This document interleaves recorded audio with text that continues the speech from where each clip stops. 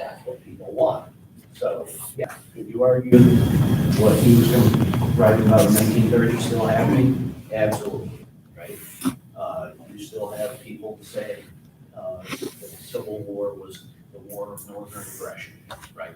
That it wasn't about slavery, that it was about states' rights, right? All this stuff, which is just not even an argument, right? You're just wrong. That's it, right? So, um, I'm a big fan of an author named Hunter S. Thompson. And one of the things I didn't understand for a long time that he often said was the built-in blind spots of objective journalism, right? Well, my career was and is objective journalism. So what are you talking about, built-in blind spots, right? Well, later, after many years of wisdom and insight, I started to understand. And a perfect example is climate change thing, okay?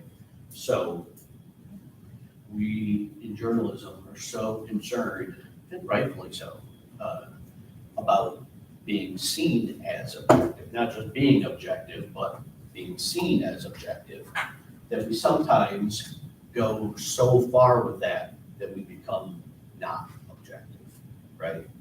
What I mean is climate change. You had 99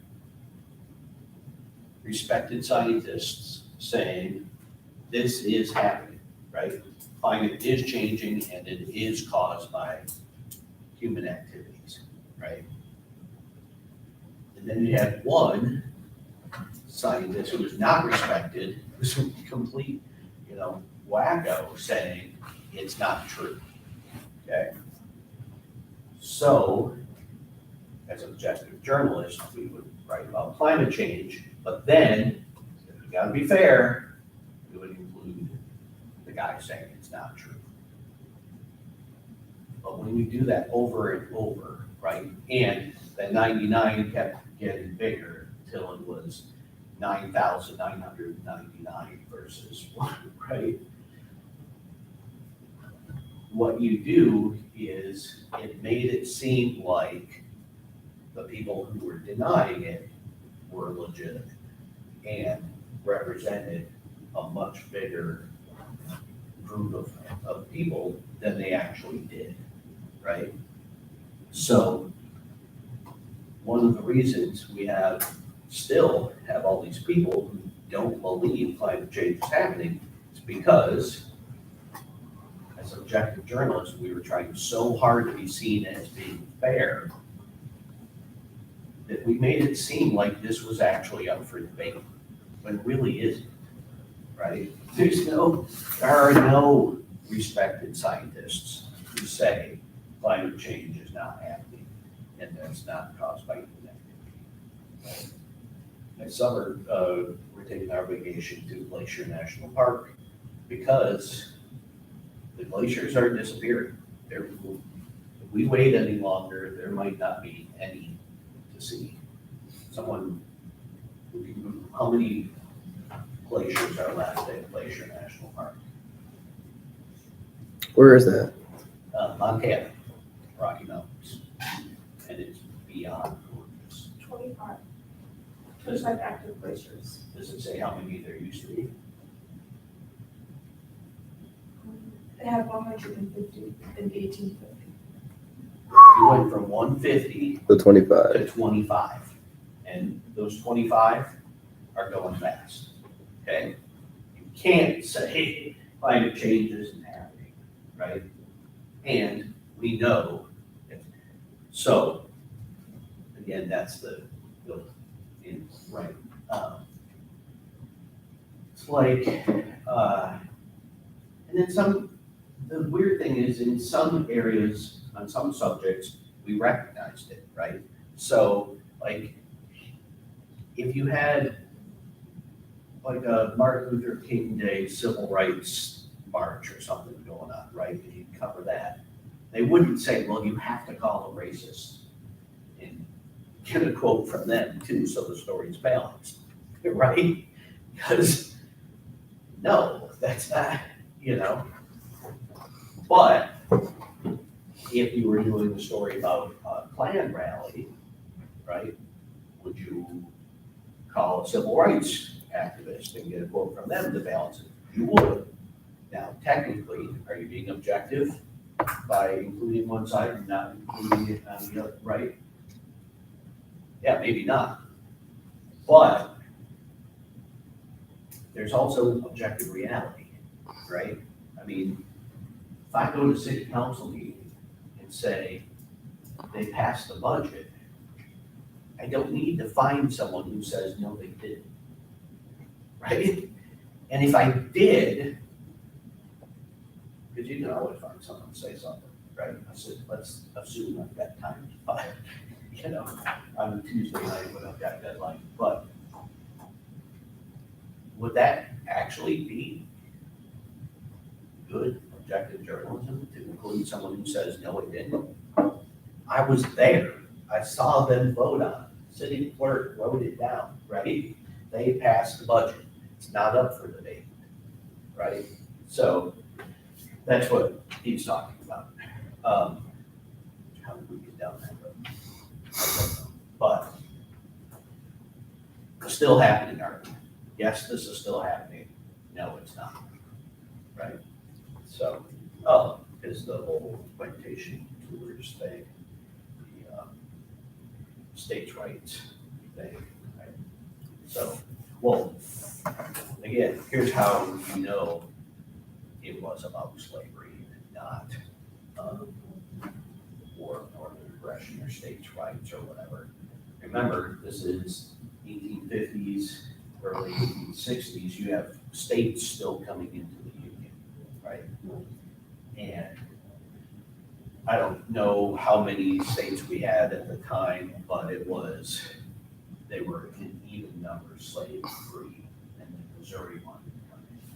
It was this huge debate over whether they would come in as a free state or slave state, right?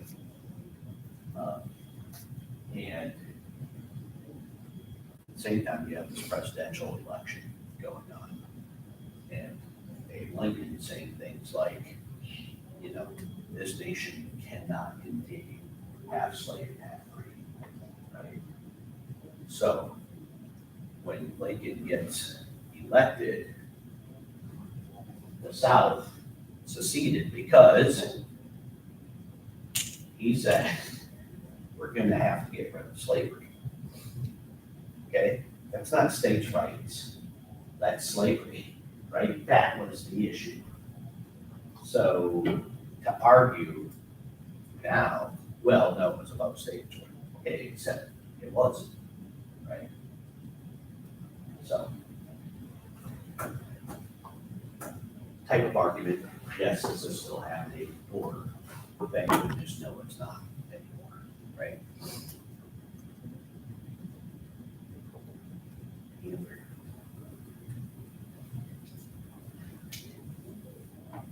See, that's why I need someone to write it down. Who is writing it down for me? Awesome, thank you.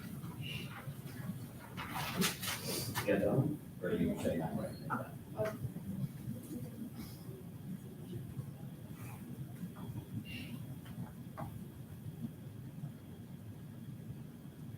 See, well, like we keep adding consequences to things, right?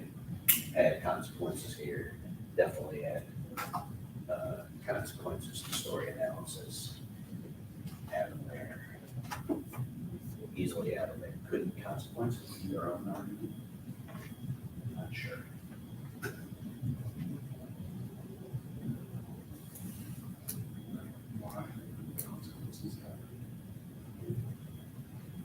Kind of story analysis, right? But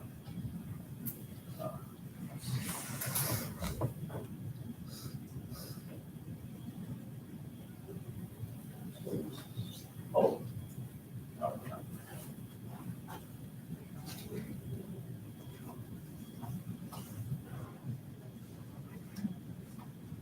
All right, So, anyone remember what, like, meta context is?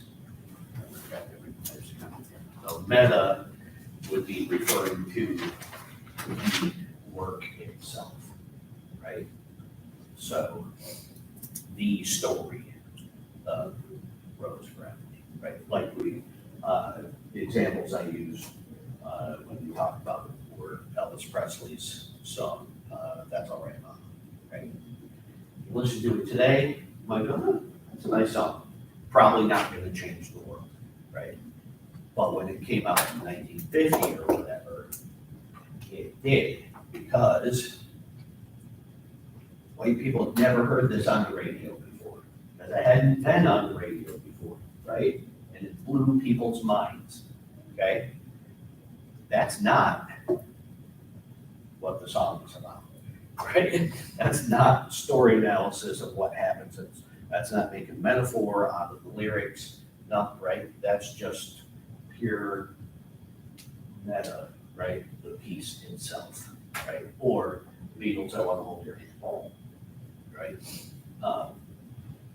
They had singles released in the US before that went nowhere, right? They were blowing up like crazy back home in England. But here, it was nothing. And then they released I Want to Hold Your Hand in the US, and it went insane, right?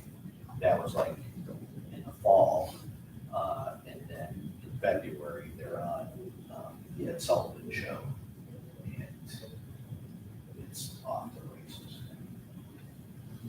They couldn't, I think we talked about this, they couldn't sync the cameras, because The crowd was and this was before they started playing. They were screaming so loud, they couldn't get the cameras synced up so that the sound would be the same on whatever angle you were using. Right? Girls were passing out, fainting. It was just insane, right? Again, I Want to Hold Your Hand, greatest song ever? Nope.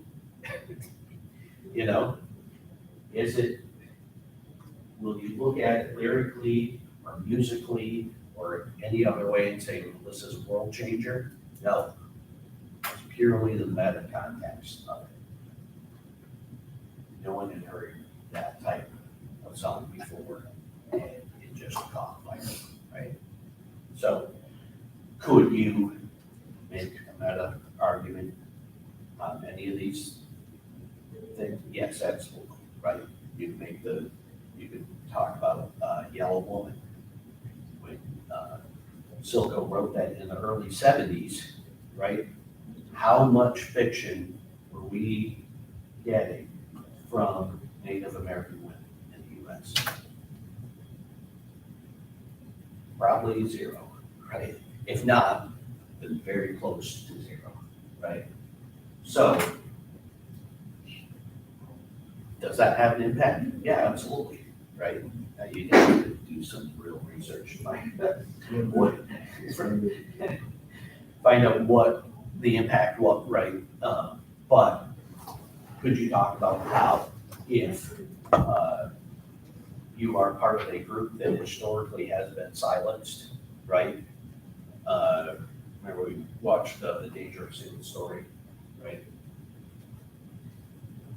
Then you speak out. Even speaking out is almost like an act of rebellion, right?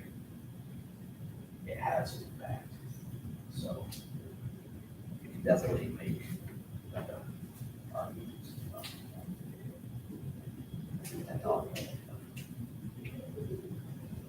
Anyone else got another one? Or even Green Eggs and Ham, Dr. Seuss, right? When his books came out, people weren't writing like that. They weren't writing, there weren't many kids' books at all, right? They certainly weren't written. He specifically tried to use in some, depending on the book, right?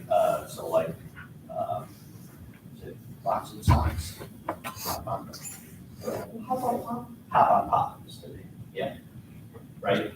He deliberately wanted to use as few words, different words as possible, right? Because these were for very beginning readers, right? And the words they used wanted to be similar, so that if you knew how to read hop, you could look at another word like pop and figure it out, right? The whole thing was aimed at helping young readers. Well, no one was doing that, right? So again, your meta context is definitely has an impact. And of course, kids loved them, right? I mean, they're great. So, box and socks. Great stuff. I have no idea what time it is. Yeah, how the podcast going? It's 8:55. Oh, all right. So let's see. So, anyone not have an argument? Or anybody have an argument that you want to talk about for your paper? Because remember, big paper, right? Lots and lots of points, essentially your final exam. And needs to be 5 to 7 pages. And the bedrock of all of that is don't have a good argument. 5 to 7 pages is going to be difficult to come up with, right? More importantly, even if you do come up with 5 pages, if you don't have a good argument, it's going to be 5 pages. That's right, not trash, but close to it, right? Oh, no. 5 pages is full. That's a lot of dimensions, so. Well, I thought I submitted it this weekend. I thought I did it. And then I was on my computer last night and I was like, where's my document? Why is it say missing? So I just did it right now. Okay. Yeah. So, how's your argument? I think it's good. I did, what we talked about during class, I like, the rules of society, let Emily get away with murder, and then I related it to Jeffrey Epstein and how it's still happening today with like Ralph in class. Nice.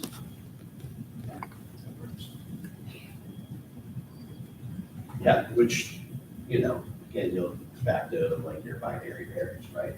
Rule of law versus rules of society, right? Again, binary pair, not itself an argument, but a way to get into an argument, right? Way to find an argument. Step 1 of the process, because sometimes I would have students literally turn in a baby paper and their argument would be, my binary pair is right versus wrong. Something, okay, not an argument, right? So.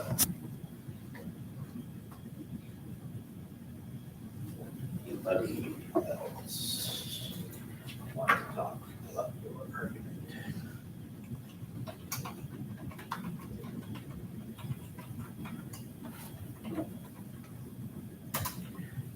The ones I saw all were very solid. I didn't really see anyone who was struggling argument wise. He turned it in.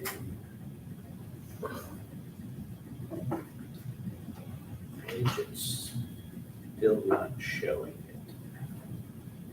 Oh, I'm doing my citation over. Okay, it's not here. What did I do wrong? Okay. But I don't think I can submit it anyway because the submission time, is up. I did not put a submission time on this. Oh, Bruh. So it has a due date, but I didn't put an availability. that thanks. Dude. Because that's why I didn't see the due date on my campus page. It should. No, it popped up on mine. It did? Yeah. Oh, Yes, yeah, it should be in your to-do list. You probably got the email Yeah, I got a notification or about a it. notification saying a new assignment has been created. okay. And I probably just missed it. Yeah. But yeah, there's two things when I set up the assignment. There's the due date, but then I can also put when it's available from and to. And at the beginning of the semester, yeah, I put that link on when you could turn it in. So you couldn't turn it in late unless you came groveled, right? But it just got to be a hassle because so many people are groveling. Just, you know what, just turn it in late and I'll pay you for the points, so, whatever. Or turn it in late, come grovel, and I won't pay you for the points, whatever. So yeah, I didn't, of those, the ones that were here, we're not seeing anyone. Oh, wait, yes, there was. No, there's someone where I was like, really sure that's not.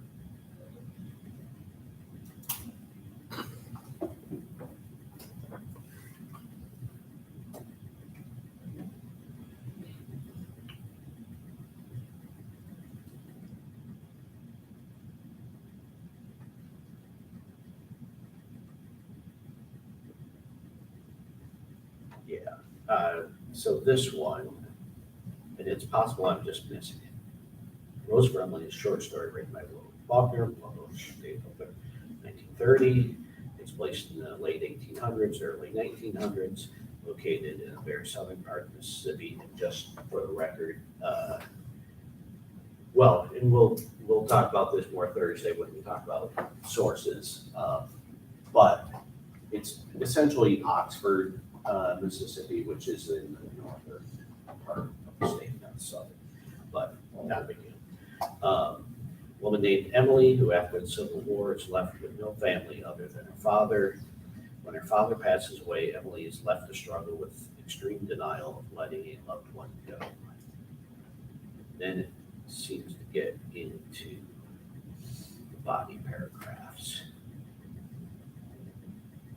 So, not really an argument, but I think we could make one here. When her father passes away, Emily is left to struggle with extreme denial of letting a loved one go. Okay, so if that's the basis for our argument, what could our argument be?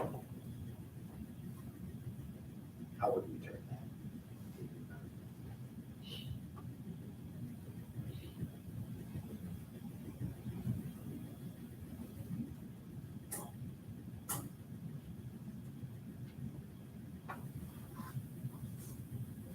Could you do still happening? How? People still struggling with denial? Yes, absolutely, right? So you could make that kind of argument. You could do meta, say, here's Faulkner writing in 1930 about denial, right? And that would take way too much work and research. Is he right or wrong, right? Is Faulkner right when he says that Emily is in denial? He doesn't come out and say that, but clearly, right? And the denial is really, really powerful. Yes, you can make that argument as well.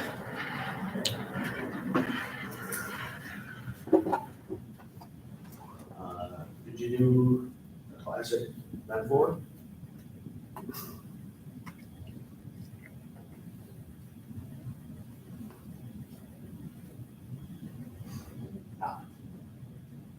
I talked about, if we had, to get rid of the outside. Yeah, exactly, right. Her being in denial, right? She's left to struggle with extreme denial of letting a loved one go, right? just like people were in extreme denial, not wanting to let go of mentally ill itself, right? Metaphors when you say, this is just like that, right?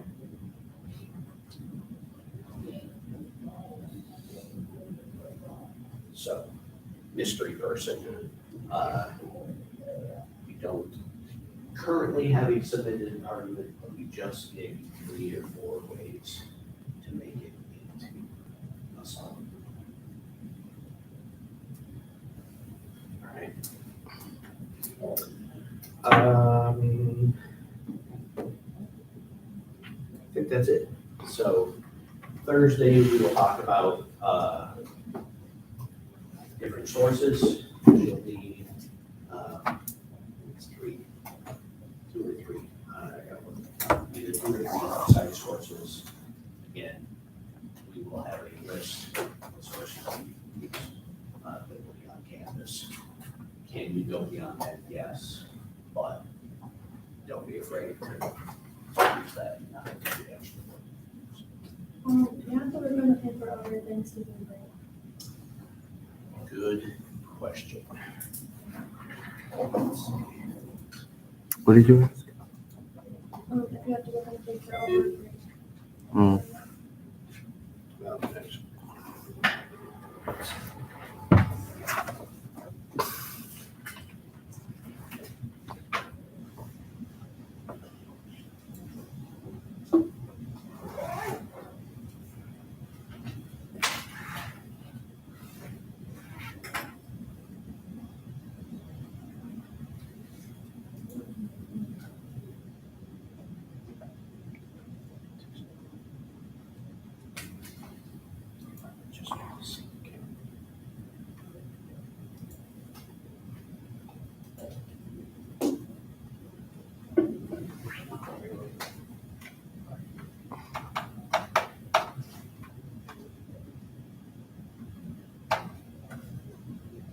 There we go.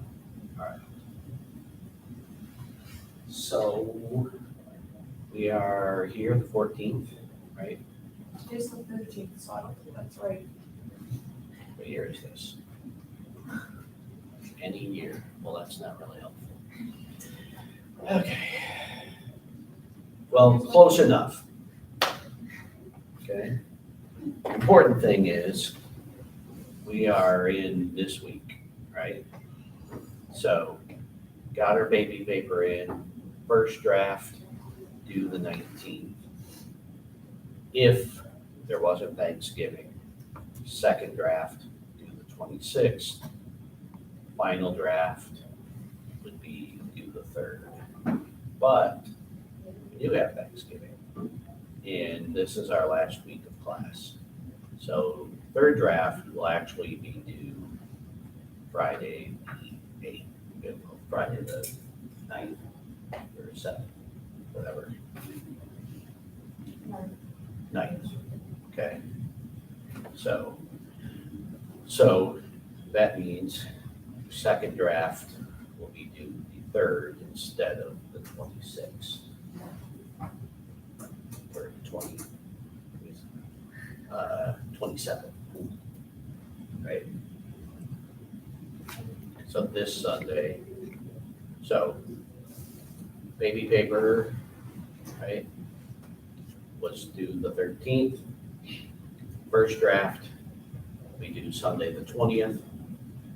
Second draft will not be on Sunday the 27th because we have Thanksgiving. Second draft instead will be due Sunday the 3rd. Final draft that Friday, the 9th, Sunday the 4th.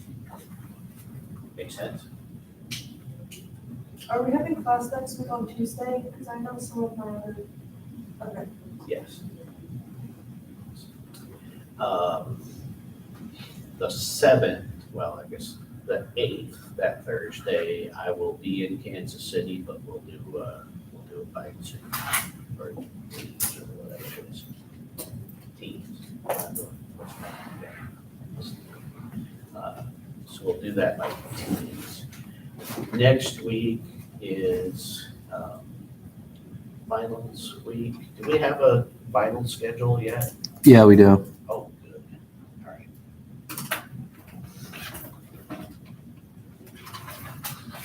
Because I've been looking for it.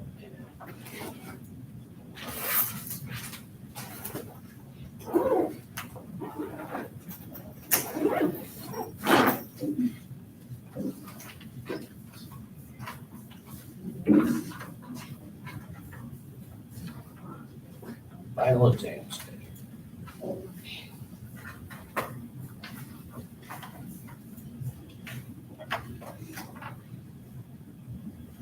Fall 2022, that's us. All right. English.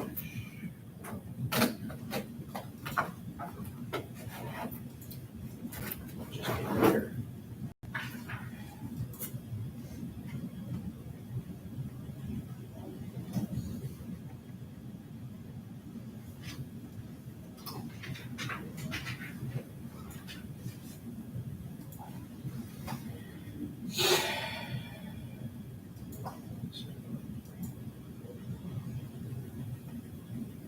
All right. So this place, same, from 9 to 11 on Thursday. What day would that have been? Was that be Thursday the 15th? Let's double check that. Yes. So write this down, put it on your calendar. Final exam, English 101, 9 a.m. on Thursday, December 15th. No, we don't have a final exam, but your attendance is required. You'll be doing stuff. It's actually kind of a cool thing. So, Did you say 9? yes, from 9 to 11. Last in spring, I had one student who, I would say this, every class, don't forget, final exam is at this time, right? And what it was is the class met at like 2 o'clock or something, but the final was at 1, right? It was earlier. But the same day that we would normally have, right? So over and over in class, I was like, sure, right? Write this down. What day was it again? Thursday, the 15th, December 15th, 9 a.m. right here. And sure enough, he shows up an hour late. Well, by then we were all gone, classrooms empty. And it's like, and he goes to the office, right? And she comes to me, she's like, I got one of your students in here, and he is freaking out. And she's like, if you can email me the exam, I can proctor it or whatever. And I'm like, you don't have a final, just this. And, she's like, well, what do you want me to do? I said, let him sweat. Because we talked about this over and over and over, right? Yeah. Good kid, not good at taking notes. Right? So, one thing that happens here though, and I don't know why, it's never happened in tech. I don't know why tech can do it, St. Francis can't, but it's possible for you to have 2 finals at the same time. Okay, so, I know, right? Right. So, check the schedule for all your finals. Did you see where I found it? So, my Cougar Connection under academics. So Cougar Connection, academics, final exam schedule. So look up all your finals and see if you have a conflict. If you have a conflict with mine, just let me know. I'll give you the assignment that we're gonna do that day in class. And we won't do the issue, okay? But you gotta let me know, right? So check out the schedule and make sure we're here. All right, see you Thursday.